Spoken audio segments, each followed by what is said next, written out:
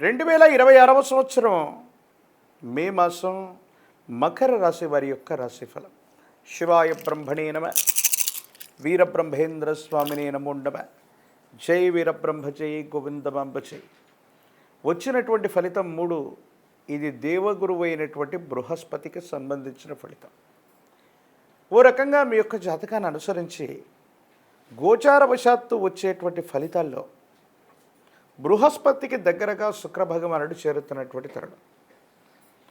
మరోవైపు అంగారకుడు కుజుడు మేషంలోకి వెళుతున్నటువంటి స్వక్షేత్ర స్థితి మకర రాశి మీద విశేషవంతమైనటువంటి ప్రభావాన్ని చూపబడుతున్నాయి.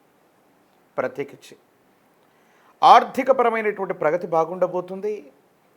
రియల్ ఎస్టేట్ సంబంధించినటువంటి వ్యాపారాలు, వృత్తి ఉద్యోగ వ్యాపార సంబంధమైన స్థితిగతుల్లో కొత్త మార్పులకి నాంది ప్రస్తావన పలికేటువంటి అవకాశం కనిపిస్తుంది.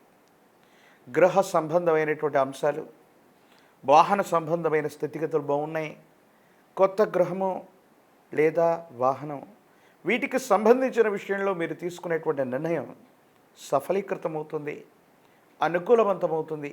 యోగదాయకమైనటువంటి ఫలితాలు తప్పకుండా మీరు పొందేటువంటి అవకాశాలు తప్పకుండా కనబడుతూ ఉన్నాయి. ప్రత్యేకించి మకర రాశి జాతకుల యొక్క జీవన గమనంలో ఒక అదృష్టకరమైనటువంటి తరుణం రాబోతుంది.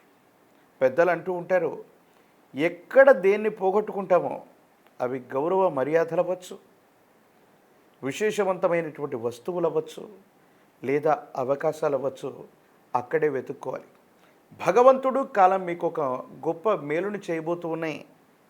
మీరు ఎక్కడైతే ఏదైతే మీ జీవిత లక్ష్యానికి సంబంధించిన ఒక ముఖ్యమైనటువంటి స్థితిగతిని మీరు కోల్పోయారో అక్కడే భగవంతుడు కాలం మళ్ళీ మీకు అవకాశాన్ని ఇవ్వబోతూ ఉన్నాయి. జీవితంలో చాలా ఉన్నతమైనటువంటి స్థితిగతుల్లోకి వెళ్ళడానికి ఇది కారణమయ్యేటువంటి అవకాశం ఉంది.